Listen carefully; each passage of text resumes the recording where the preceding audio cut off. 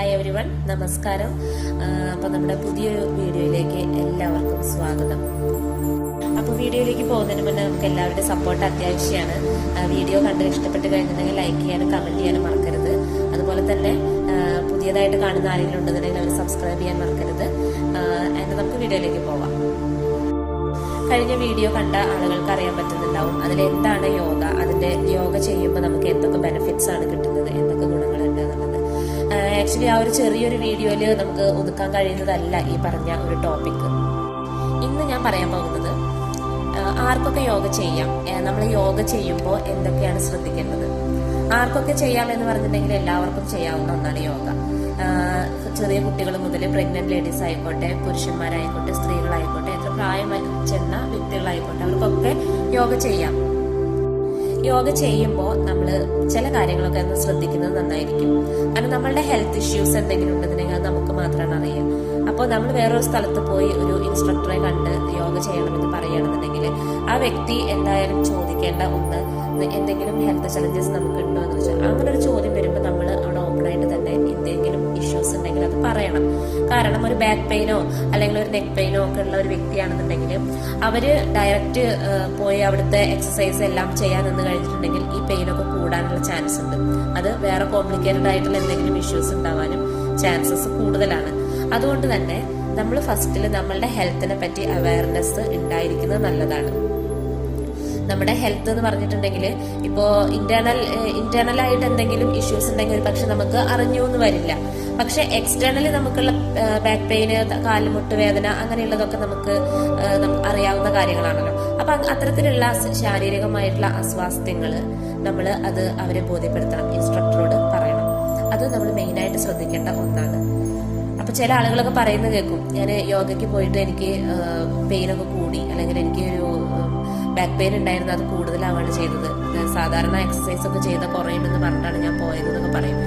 പക്ഷെ അതുകൊണ്ടാണ് പറഞ്ഞത്, അത്തരത്തിലുള്ള പെയിനും കാര്യങ്ങളൊക്കെ ഉള്ള ആളുകൾക്ക് അവർക്ക് മാത്രം വേണ്ടുന്ന ചില തരത്തിലുള്ള, അതായത് ആ നിലവിലുള്ള അസുഖത്തെ ഭേദമാക്കാൻ വേണ്ടുന്ന ചിലതരം എക്സസൈസുകൾ അവൈലബിൾ ആണ്. അത് ചെയ്ത് അവരുടെ ശരീരത്തെ ബാക്കിയെല്ലാം ചെയ്യാൻ വില്ലിങ് ആക്കിയതിനു ശേഷം മാത്രമാണ് പുതിയ എക്സസൈസുകളും കാര്യങ്ങളൊക്കെ എല്ലാതും ചെയ്യാൻ പറ്റുള്ളൂ. അപ്പൊ അത് നമ്മൾ വളരെയധികം ശ്രദ്ധിക്കണം. അതാണ് ഒന്നാമത്തെ കാര്യം കേട്ടോ. യോഗ ചെയ്യുന്ന വ്യക്തികൾ നമ്മൾ ശ്രദ്ധിക്കേണ്ട രണ്ടാമത്തെ കാര്യം വൃത്തി, ശുചിത്വം പാലിക്കണം എന്നുള്ളത് നിർബന്ധമാണ്. നമ്മൾ ആന്തരികമായിട്ടുള്ള ശുദ്ധിയാണെങ്കിലും ബാഹ്യമായ ശുദ്ധി, നമ്മൾ കുളിക്കണം. യോഗ ചെയ്യുന്നതിന് മുൻപ് സ്നാനം ചെയ്യുന്നത് വളരെ നല്ല കാര്യമാണ്. അതുപോലെ ഇന്റേണലി നമ്മളെ ഒഴിഞ്ഞ വയറായിരിക്കണം. അത്ര കാര്യങ്ങൾ നമ്മൾ ശ്രദ്ധിക്കേണ്ടതുണ്ട്. ഹെവി ഫുഡൊക്കെ കഴിച്ചിട്ട് നമ്മൾ യോഗ ചെയ്യരുത്. അതുപോലെ ഫുഡ് കഴിച്ചിട്ടുണ്ടെന്നുണ്ടെങ്കിൽ ഒരു 3 to 4 മണിക്കൂർ അത് ഡൈജസ്റ്റ് ആവാനുള്ള ഒരു ടൈം നമ്മൾ കൊടുക്കണം. അതുപോലെ ലൈറ്റ് ആയിട്ടുള്ള ഫുഡ് എന്തെങ്കിലും കഴിക്കാം, പക്ഷെ എങ്കിൽ പോലും ഒരു 1 hour എങ്കിലും നമ്മൾ ടൈം കൊടുക്കണം. എന്നിട്ട് ശേഷം മാത്രമാണ് ചെയ്യാൻ പാടുള്ളൂ. അതുപോലെ തന്നെ യോഗ ചെയ്ത് കഴിഞ്ഞ ഉടനെ തന്നെ നമ്മൾ ഫുഡ് കഴിക്കുന്നത് ഒഴിവാക്കണം. ഒരു ഹാഫ് ആൻ അവർ, ഒരു അരമണിക്കൂറിന് ശേഷം ഫുഡ് കഴിക്കുന്നതായിരിക്കും നല്ലത്. മൂന്നാമത്തെ കാര്യം, നമ്മൾ യോഗ ചെയ്യുന്നത് ഒന്നില്ലെങ്കിൽ മോർണിംഗ് ടൈമിൽ ചെയ്യാം, അല്ലെങ്കിൽ ഈവനിങ് ടൈമിൽ ചെയ്യാം. രണ്ടും നല്ല സമയം തന്നെയാണ്. മോർണിംഗ് ടൈമിലാണ് നമ്മൾ ചെയ്യുന്നതെങ്കിൽ നമുക്ക് ശരീരം അത്രത്തോളം അങ്ങോട്ട് വഴങ്ങണമെന്നില്ല, അപ്പോൾ ഫ്ലെക്സിബിൾ ആവാൻ ബുദ്ധിമുട്ടായിരിക്കും. ഈവനിങ് ടൈം ആകുമ്പോൾ നമുക്ക് അത് ഈസി ആയിട്ട് ചെയ്യാൻ പറ്റും എന്നൊരു സൗകര്യം ഉണ്ടാവും വൈകുന്നേരത്തെ ആകുമ്പോൾ. പക്ഷെ രാവിലെ നമ്മൾ യോഗയൊക്കെ ചെയ്ത് ഒരു മൈൻഡൊക്കെ ഒന്ന് ഫ്രഷ് ആയി, ബ്ലഡ് സർക്കുലേഷൻ ഒക്കെ കൂടി ഒരു ഹെൽത്തി ആൻഡ് ഹാപ്പി ആയിട്ടായിരിക്കാം ഒരു ദിവസം നമുക്കത് തുടങ്ങാൻ കഴിയും. അങ്ങനെ ഒരു ബെനിഫിറ്റ് കൂടി മോർണിംഗിൽ ചെയ്യുമ്പോൾ നമുക്ക് കിട്ടും. പിന്നെ യോഗ ചെയ്യുന്ന വ്യക്തികൾ അവരുടെ ഫുഡിന്റെ കാര്യം എങ്ങനെയാന്ന് വെച്ചാൽ ഡൈജസ്റ്റബിൾ ആവുന്ന, പെട്ടെന്ന് ഡൈജസ്റ്റ് ചെയ്യാൻ പറ്റുന്ന തരത്തിലുള്ള ഫുഡുകളും അതുപോലെ ഹെൽത്തി ആയിട്ടുള്ള ഫുഡുകളും കഴിക്കാൻ ശ്രദ്ധിക്കുക. എല്ലാ ആളുകളും അത് കീപ്പ് ചെയ്യേണ്ട ഒരു കാര്യം തന്നെയാണ്, യോഗ ചെയ്യുന്ന വ്യക്തികൾ മാത്രമല്ല. പക്ഷെ ഇത് നമ്മളിതിൽ പറയുന്ന ഒരു കാര്യമാണ്, യോഗയിൽ പറയുന്ന ഒരു കാര്യമാണ്. ചില ആൾക്കാർക്ക് ഒരു ഇതുണ്ട്, യോഗ ചെയ്യുന്ന വ്യക്തികൾക്ക് വെജ് മാത്രമാണ് കഴിക്കാൻ പാടുള്ളൂ, മത്സ്യമാംസാദികളൊക്കെ ഒഴിവാക്കണം, മുട്ട കഴിക്കരുത്, അങ്ങനെയുള്ളതൊക്കെ ചിലരെങ്കിലും വിചാരിക്കുന്നുണ്ട്. പക്ഷെ അങ്ങനെയൊന്നുമില്ല. നമ്മൾ ഒരു വ്യായാമം എന്ന നിലയിൽ മാത്രം നമ്മൾ കൊണ്ടുപോകാൻ ഉദ്ദേശിക്കുന്ന ആളുകളാണെന്നുണ്ടെങ്കിൽ ഒരിക്കലും നമ്മൾ അങ്ങനെയുള്ള ഫുഡുകൾ നമ്മൾ കഴിച്ചുകൊണ്ടിരിക്കുന്നത് ഒഴിവാക്കേണ്ട കാര്യമില്ല. പക്ഷെ ഒരു ആധ്യാത്മിക തലത്തില് ആത്മീയ തലം തേടി പോകുന്ന ആളുകൾ ചിലരെങ്കിലും ഉണ്ടാവുമല്ലോ. അത്തരത്തിലുള്ള ആളുകൾക്ക് എന്തായാലും ഫുഡിന്റെ കാര്യം അത് മസ്റ്റാണ്.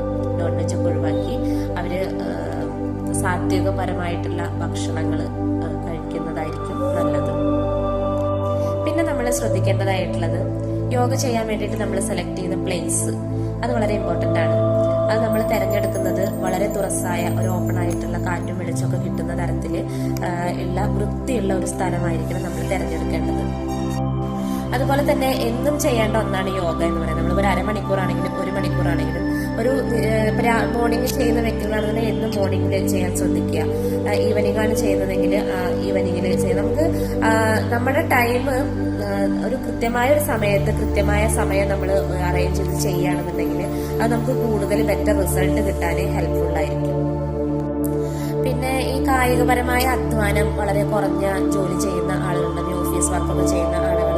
അപ്പൊ അവർക്കൊക്കെ ഇടയ്ക്ക് വിശ്രമവേളകളിൽ അല്ലെങ്കിൽ അവർക്ക് എഴുന്നേൽക്കുന്ന ഒരു 1.5 മണിക്കൂർ കൂടുമ്പോൾ അവർക്ക് ശരീരത്തിന് വേണ്ടിയിട്ട് നമുക്ക് സ്ട്രെസ് കുറയ്ക്കുന്നതിനൊക്കെ സഹായിക്കുന്നതാണ് ഈ ലഘു വ്യായാമങ്ങൾ നമ്മൾ ചെയ്യുക എന്നുള്ളത്. അത് ഓഫീസിൽ വെച്ച് തന്നെ നമുക്ക് ഇരുന്നിട്ടോ നിന്നിട്ടോ ഒക്കെ ഒന്ന് ബോഡി ഒന്ന് സ്ട്രെച്ച് ചെയ്യുക, അതുപോലെ കൈയുടെ റിസ്റ്റൊക്കെ ഒന്ന് റൗണ്ട് ചെയ്ത് കൊടുക്കുക. അങ്ങനെയുള്ള കാര്യങ്ങളൊക്കെ ചെയ്യുന്നത് അവർക്ക് വളരെയധികം ഹെൽപ്ഫുൾ ആയിരിക്കും ഈ മെന്റൽ സ്ട്രെസ് കുറയ്ക്കുന്നതിന്. അപ്പൊ ഇങ്ങനെയുള്ള കുഞ്ഞു കുഞ്ഞു കാര്യങ്ങൾ നമ്മൾ ശ്രദ്ധിച്ച് മുന്നോട്ട് കൊണ്ടുപോയി കഴിഞ്ഞാൽ വളരെ ഈസി ആയിട്ട് നമുക്ക് യോഗ ചെയ്യാൻ പറ്റുട്ടോ. അപ്പോൾ നമ്മൾ ഈ വീഡിയോ നിങ്ങൾക്ക് ഇഷ്ടപ്പെട്ടിട്ടുണ്ടെന്നുണ്ടെങ്കിൽ നിങ്ങൾ ലൈക്ക് ചെയ്യാനും കമന്റ് ചെയ്യാനും നിങ്ങളുടെ വിലയേറിയ അഭിപ്രായം കമന്റ് ബോക്സിൽ രേഖപ്പെടുത്താൻ മറക്കരുത്. സബ്സ്ക്രൈബ് ചെയ്യാത്ത ആളുകൾ ഈ വീഡിയോ കാണുന്നുണ്ടെന്നുണ്ടെങ്കിൽ എന്തായാലും തീർച്ചയായും സബ്സ്ക്രൈബ് ചെയ്യാം. നിങ്ങൾക്ക് വേണ്ടുന്ന ഇൻഫോർമേറ്റീവ്സ് ആയിട്ടുള്ള വീഡിയോസ് ഞാൻ ഇടുന്നതായിരിക്കും. അപ്പോൾ എല്ലാവരുടെയും സപ്പോർട്ട് എനിക്ക് അത്യാവശ്യമാണ്. Okay, thank you.